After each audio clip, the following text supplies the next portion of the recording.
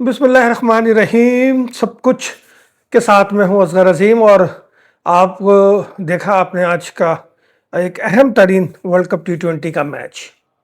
وہ ٹیم جس کو ورلڈ کپ میں رہنے کے لیے ایک چیلنج درپیش تھا، جس کا رن ریٹ اتنا گر گیا تھا ایک میچ ہارنے کی وجہ سے 76 رن سے اگینسٹ ساؤتھ افریقہ، اور اس کے جو اینڈنگ آ رہی تھی وہ اتنی گندی آ رہی تھی کہ اب اس کا شیرازہ بگھڑتا ہوا نظر آ رہا تھا. لیکن کہتے ہیں نا کہ ڈومیسٹک اسٹرکچر آپ کا مضبوط ہو، کھلاڑیوں کی ٹریننگ اچھی ہو، کھلاڑیوں میں ہم آہنگی ہو، سلیکشن میرٹ پر ہو، کپتان میرٹ پر ہو، کوچ، ہیڈ کوچ سب اپنا کام جانتے ہوں اور انہیں میرٹ پہ لایا جائے تو پھر وہ ٹیمیں کم بیک کرتی ہیں. اور انڈیا نے یہ کر کے دکھایا. آج اگر میں انڈین ٹیم کی تعریف کر رہا ہوں تو صرف اس لیے نہیں کہ اس نے سیمی فائنل میں رسائی حاصل کر لی ہے، سیمی فائنل میں پہنچ گیا ہے، بلکہ اس لیے کہ اس کا پورا سٹرکچر جو ہے دیگر ٹیموں سے، خاص کے پاکستان کے ڈومیسٹک سسٹم سے اور ہمارے جو اب بااختیار لوگ ہیں ان سے ایک سوال کر رہا ہے کہ کیا وجہ ہے کہ انڈیا کم بیک کر سکتا ہے اور پاکستان کم بیک نہیں کر سکتا. 195 رنز کا ہدف تھا، انڈیا نے اس کو عبور کیا اور بڑے ہی شاندار انداز سے میچ کو فنش کیا اور سیمی فائنل میں اس نے قدم رکھ دیا. ویسٹ انڈیز کی ٹیم جس نے اس ورلڈ کپ میں اچھا پرفارمنس کر رہی تھی، لیکن 2 میچ ہارنے کے بعد اب وہ باہر ہو گئی. ویسٹ انڈیز کی ٹیم نے بہت محنت کی ہے، بہت ہی گراس روٹ سے اوپر آئے ہیں دوبارہ، اور امید کی جا رہی تھی کہ وہ سیمی فائنل میں ہوں گے. لیکن Sanju Samson wicket keeper batter India کے، اس کے آگے ایک نہیں چلی ویسٹ انڈیز کے کسی بولر کی. اور کیا شاٹ کھیلے اس نے، کیا دلکش انداز ہے، کتنا پرسکون ہے. بھئی لگ رہا تھا کہ کوئی اصل میں جو ایک پلیئر جو پورا تیار ہو جاتا ہے نا، ایک مطلب جسے کہتے ہیں کمپلیٹ بیٹر، وہ لگ رہا تھا وہ. اور بڑی شاندار انداز سے پھر دوسرے جو پلیئر تھے وہ پاکستان کی طرح نہیں تھے کہ وہ آئیں اور گلی ڈنڈا کھیلیں اور چلے جائیں. انہوں نے تھوڑا تھوڑا کر کے اپنا حصہ بھی ڈالا اور 195 رنز کا ہدف 20ویں اوور میں انہوں نے حاصل کر لیا. اس سے پہلے آپ کو معلوم ہے کہ انڈیا کو اگینسٹ زمبابوے بھی بڑا چیلنج درپیش تھا اور انہوں نے 256 رنز بنا کر اس چیلنج کو بھی اپنے حق میں تبدیل کیا. اور دونوں میچ جیتنے کے بعد اب وہ سیمی فائنل میں پہنچ گئی ہے، اور ٹیم کا ردھم اور ان کا جذبہ یہ بتا رہا ہے کہ وہ فائنل بھی کھیلیں گے اور فائنل اٹھائیں گے بھی. یعنی کہ دفاعی چیمپئن اپنے اعزاز کا دفاع کرنے میں کامیاب ہو جائے گا. اور اب تو ان کے دونوں سیمی فائنل انڈیا میں ہیں اور فائنل بھی انڈیا میں ہے، تو ان کو اپنے کراؤڈ کا، اپنی پچز کا بھرپور ان کو سپورٹ حاصل ہے. اور ہماری ٹیم ہنستے مسکراتے کھیلتے کھلاتے واپس اپنے وطن. ہماری ٹیم کے بارے میں بہت ساری اب باتیں سامنے آ رہی ہیں. کوئی کہہ رہا ہے کہ بابر اعظم ریٹائرمنٹ کا اعلان کر دیں گے T20 سے. تو میں ان کو بتا دوں اسے بھوکا نہیں مرنا، وہ T20 ہی کی وجہ سے تو اسے سارے کانٹریکٹ مل رہے. آج دنیا میں اگر پیسہ ہے کرکٹ کے حوالے سے تو وہ T20 کے حوالے سے، شارٹ ترین فارمیٹ کے حوالے سے. ODI کے حوالے سے نہیں ہے پیسہ. ODI کے حوالے سے پیسہ کیا ملے گا ان کو؟ اب جو کمرشل مل جائے تو مل جائے ایک آدھ، ورنہ پیسہ نہیں ہے. پیسہ ہے T20 میں تو وہ ایسا نہیں کرنے والے.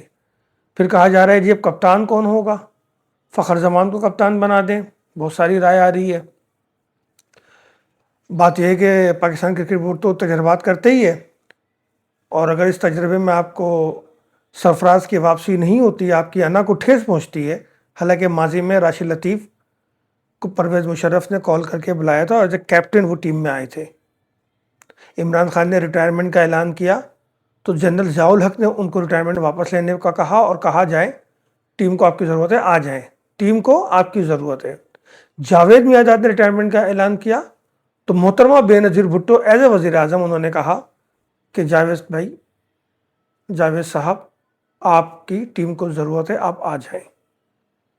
لیکن یہاں میں یہ دیکھتا ہوں کہ سرفراز کے معاملے میں انا پرستی زیادہ ہے. تو اس انا پرستی کا کوئی فائدہ نہیں ہے. اگر آپ سمجھتے ہیں کہ اس وقت ٹیم کو سنبھالنا ہے اور یہ سنبھالنا آپ کے اپنے مفاد میں ہے، تو ضروری ہے کہ آپ سرفراز کو لے آئیں۔ اگر آپ سرفراز کو لے آئیں گے تو اس میں آپ ہی کا فائدہ ہے، اور اگر نہیں لاتے تو ٹھیک ہے، تجربہ کرتے ہیں، ایک تجربہ اور کر لیں، دے دے فوجی بھائی کو، فخر زمان کو کپتانی دے دے۔ اگر فخر زمان ٹیم کو چلا سکتے ہیں، چلانا چاہتے ہیں تو اچھی بات ہے، ورنہ اب کچھ بچا تو ہے ہی نہیں۔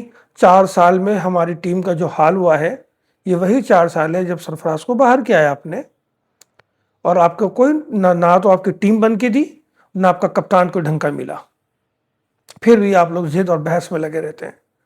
2023 ورلڈ کپ کیا ہوا؟ گروپ اسٹیج سے باہر ہو گئے تھے۔ 2024 ورلڈ کپ گروپ اسٹیج سے باہر ہو گئے تھے۔ 2025 O D I group stage سے باہر ہو گئے۔ 2026 T20 سپر 8 سے باہر ہو گئے۔ بھائی اچھا، باہر ہونا تو چلو سپر 8 سے میں سمجھ میں آتی ہے بات، لیکن صرف کیا ہم ایسوسیٹ ٹیموں سے ہی جیت سکتے ہیں؟ ہم بڑے ایونٹ میں بڑی ٹیموں کے اگینسٹ کیوں نہیں جیت سکتے؟ کیا ہو گیا ہے ہم لوگوں کو؟ کیا معاملات ہیں؟ صرف ایک ہی طریقہ ہے، اس ٹیم کو مکمل طور پر فریش کر دیں۔ مکمل طور پر نہیں کر سکتے تو 6-7 لڑکوں کی تو چھٹی کر ہی دیں۔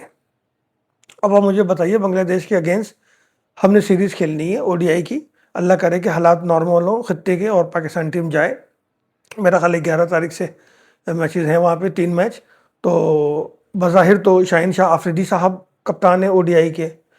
اب اگر یہ شاہین شاہ آفریدی ایز اے کیپٹن چلا جاتا ہے تو آپ مجھے بتائیے T20 میں اس کی بدترین پرفارمنس کا اس پہ کیا اثر ہوگا؟ ہوگا کوئی اثر؟ تو انصاف یہ کہتا ہے شاہین شاہ آفریدی کو آؤٹ کریں، اس کے ساتھ تمام 5-6 لڑکوں کو آؤٹ کریں اور نئے لڑکے لائیں، اور فخر زمان کو یہ قیادت دینی ہے تو وائٹ بال کی مکمل قیادت T20 اور او ڈی آئی کے دونوں دے دیں، اور پھر اس کو یہ ٹارگٹ بھی دیں کہ بھائی تم بااختیار ہو، سلیکشن میں تمہارا مکمل اختیار ہے، تم پورے پاکستان میں ڈومیسٹک میچز بھی دیکھو، گھومو، لڑکے تلاش کرو، لڑکے لے کر آؤ، اور 2 سال تک تمہارے پاس ٹائم ہے۔ ہم نے نیکسٹ او ڈی آئی اور نیکسٹ T20 ان دونوں کے سیمی فائنل فائنل کھیلنے ہیں۔ جیتنے کا تو خیر میں بھی کہیں نہیں رہا نا، کیونکہ ٹیم کو اکٹھا کرنا، ان کے مورال کو بلند کرنا، انہیں جیت کے ٹریک پہ لانا بڑی ٹیموں کے خلاف خاص کر، یہ بہت بڑا چیلنج ہے۔ اور جتنے سیلفش پلیئر ہیں نا ان کو باہر کریں، اور ثقلین مشتاق صاحب اپنے دماغ کی وکالت کرنا بند کریں۔ اگر میں نے آپ کے بارے میں آپ کے حقائق بیان کرنا شروع کر دیا نا برمنگھم کے حوالے سے، تو مشکل میں پڑ جائیں گے۔ آپ کیا تھے، کیا ہوئے، کیسے کیا سب بتا دوں گا کہ کتنا اندر کے باتیں آپ کی بند کریں۔ آپ ہمارے لیجنڈ ہیں، آپ کی عزت کرتے ہیں، اس الو کے اس گدے کی آپ اتنی وکالت میں لگے ہوئے ہیں۔ ٹھیک ہے، آپ کا دماد ہے، آپ کو گھر تک رکھیں، آپ کے گھر کا دماد ہے نا، پاکستان کا دماد تو نہیں ہے جو ہم پاکستان کی ٹیم پہ اس بوجھ کو اٹھاتے پھریں۔ ایک یوراج کو کیا آؤٹ کر لیا تھا، اس کے جب سے اس وقت سے وہ عذاب بنا ہوا ہے ہمارے لیے، کبھی بھی اس کی پرفارمنس میں جو ہے نا وہ تسلسل نہیں رہا ہے۔ اب بھی کیا 5 وکٹیں اور بخاری 70 رن، اپنے ایسے کچھ رن 17 رن کے اپنے بنائے۔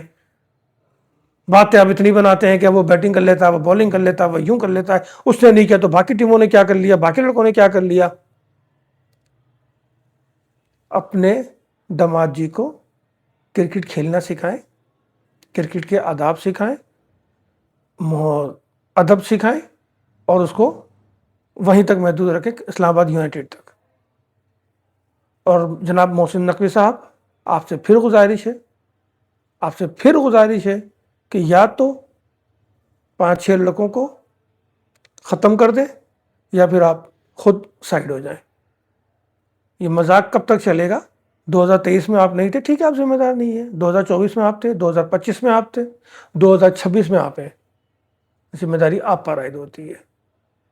اپنے دیگر کاموں کے ساتھ ساتھ اپنی اصل ذمہ داری کو دیکھیں، ورنہ پھر ذمہ داری چھوڑ دیں۔